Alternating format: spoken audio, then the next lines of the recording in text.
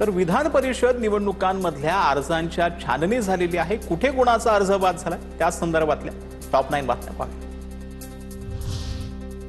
महायुतीतील बंडखोरी शमवण्यासाठी रवींद्र चव्हाण आणि सुनील तटकरेंमध्ये अर्धा तास बैठक। बंडखोरांशी संपर्क साधण्यास सुरुवात। अर्ज मागे न घेतल्यास पक्षाकडून शिस्तभंगाच्या कारवाईचा इशारा। विधान परिषदेच्या पार्श्वभूमीवर उद्या महायुतीची पत्रकार परिषद। रवींद्र चव्हाण, सुनील तटकरे, उदय सामंतांची संयुक्त पत्रकार परिषद। उद्या दुपारी 12 वाजता महायुतीची पत्रकार परिषद होणार। सोलापूर विधान परिषदेमध्ये काँग्रेसचे उमेदवार आदित्य फतेपूरकरांचा अर्ज बाद। काँग्रेसचे सूचक नागेश भोसले यांची सही बोगस असल्याचं निष्पन्न झाल्यानं अर्ज बाद ठरवण्यात आला। तर भाजपनं काँग्रेसच्या सूचकाचं अपहरण केलं। बहुमत असतानाही का घाबरताय, प्रणिती शिंदेंचा आरोप। अमरावतीचे अपक्ष उमेदवार विप्लव बाजोरिया यांच्या उमेदवारी अर्ज बाद। काँग्रेसचे उमेदवार हर्षदीप देशमुखांनी बाजोरिया यांच्या अर्जावर आक्षेप घेतला। बाजोरिया यांनी प्रतिज्ञापत्रात दिलेल्या संपत्तीच्या माहितीत तफावत असल्याचा त्यांनी आरोप केला। विधान परिषदेसाठी यवतमाळमध्ये भाजप बंडखोर नितीन भुतळा यांनी मुख्यमंत्र्यांची ते भेट घेणार आहेत। मुख्यमंत्र्यांच्या भेटीनंतर नितीन भुतळा उमेदवारीबाबत पुढील निर्णय घेणार असल्याची माहिती। पक्षातील नाराजीवर पडदा टाकण्यात पार्थ पवार यशस्वी झालेत। पार्थ पवारांसोबतच्या बैठकीनंतर सुनील टिंगरेंची नाराजी दूर, तर टिंगरे यांच्या नंतर सुरेश घुले यांचीही नाराजी दूर। विक्रम काकडे यांनी घेतली घुलेंची भेट।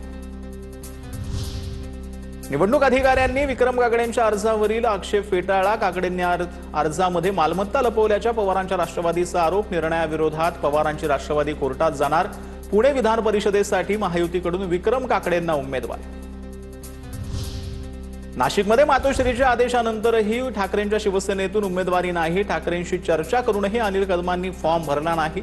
सूत्रांची माहिती, तर संख्याबळ जुळत नव्हतं। या घोडे बाजारात उतरायचं नसल्यानं विधान परिषदेतून माघार। ठाकरेंच्या शिवसेनेचे नेते वसंत गीतेंचं स्पष्टीकरण।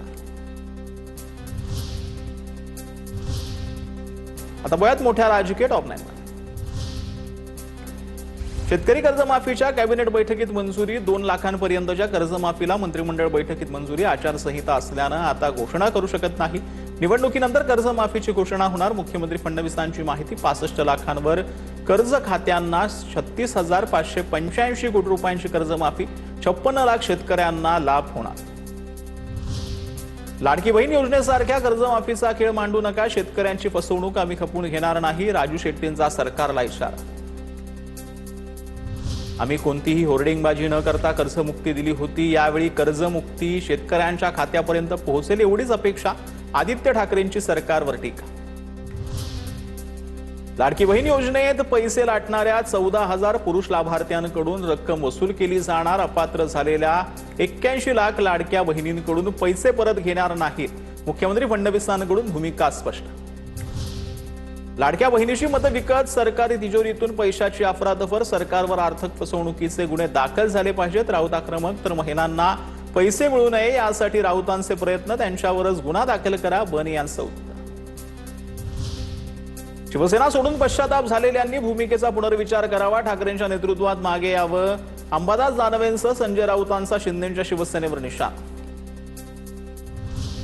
सत्तार यांची व्यथा खरी। आमदार संजय गायकवाडांची प्रतिक्रिया, एकामेकांचं खच्चीकरण करणं युतीच्या हिताचं नाही। माझ्या मतदारसंघाचाही मित्रपक्षाचा हस्तक्षेप असल्याचा संजय गायकवाडांचा दावा। समृद्धी महामार्गावर ठाकरेंचे नेते अंबादास दानवे आणि शिंदेंचे आमदार अब्दुल सत्तारांची भेट। सत्तार मुंबईला तर दानवे शिर्डीला जात असताना दोघांमध्ये भेट। राजकीय चर्चांना उधाण। दोन्ही शिवसेना एकत्र येण्याबाबत कालच दानवेंनी केलं होतं विधान। अब्दुल सत्तारांनी बोलण्याआधी शिंदेंची परवानगी घेतली होती का, विचारावं लागेल। आपल्या नेत्यांना विचारून बोलण्याचं समन्वय समितीच्या बैठकीत ठरलंय। अब्दुल सत्तारांनी केलेल्या वक्तव्यानंतर बावनकुळेंची प्रतिक्रिया।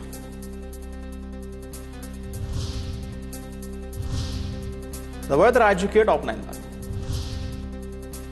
काँग्रेसमध्ये प्रदेशाध्यक्ष हर्षवर्धन सकपाळांविरोधात नाराजी। काही आमदार आणि नेते दिल्लीत हायकमांडकडे करणार तक्रार। जिल्ह्यातील नेत्यांना विश्वासात न घेता अनेक जिल्हाध्यक्षांच्या नेमणुका झाल्याबद्दल तक्रार करणार, सूत्रांची माहिती।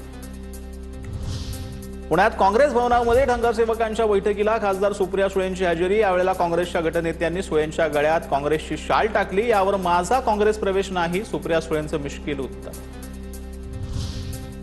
मनसरमध्ये कांदा उत्पादक शेतकऱ्यांसाठी क्रांती महामोर्चा. पुणे नाशिक महामार्ग रोखण्याचा प्रयत्न. कांद्याला प्रति किलो 25 रुपये हमीभाव देण्याची मागणी. रोहित पवारांसह आंदोलकांना पोलिसांनी ताब्यात घेतलं. सतेज पाटलांकडून गोकुळ दूध संघाच्या निवडणूक तयारीला सुरुवात. करवीर तालुक्यातील भुयेवाडीमध्ये सतेज पाटलांच्या दूध उत्पादकांशी संवाद. निवडणुकीत सोबत राहण्याचं आवाहन. नंदुरबारच्या तळोदा नगरपालिकेच्या सर्वसाधारण सभेत स्वच्छता कर्मचाऱ्यांच्या वाटपावरून वाद. शिवसेना भाजपाकडून नगराध्यक्षांविरोधात बॅनरबाजी. महायुतीतील वाद सवाट्यावर. पुण्याला गुन्हेगारांची राजधानी म्हणणं चुकीचं. पोलीस आयुक्त अमितेश कुमार यांचं खासदार सुप्रिया सुळेंना नहुपानी पत्र लिहित उत्तर. गंभीर स्वरूपाच्या बहुतांश गुन्ह्यांमध्ये लक्षणीय घट झाल्याचा दावा. रस्त्यावर नमाज पठण बंद करा. किरीट सोमय्या यांची मुंबई पालिका आयुक्त आणि पोलीस आयुक्तांना पत्र. मुंबईतल्या रस्त्यावर नमाज पडायला देणं ही गंभीर समस्या. पत्रात उल्लेख. 8 जून रोजी इंडिया आघाडीची बैठक होण्याची शक्यता. यापूर्वी ही बैठक 6 जून रोजी नियोजित होणार होती. या बैठकीला विरोधी पक्षातील इंडिया आघाडीचे प्रमुख नेते उपस्थित राहणार. आदित्य ठाकरेंकडून मंत्रालयात आज निवडणूक अधिकाऱ्याची भेट घेण्यात आली. SIR संदर्भात निवडणूक अधिकाऱ्यांची भेट घेतली असल्याची माहिती आदित्य ठाकरेंनी दिली.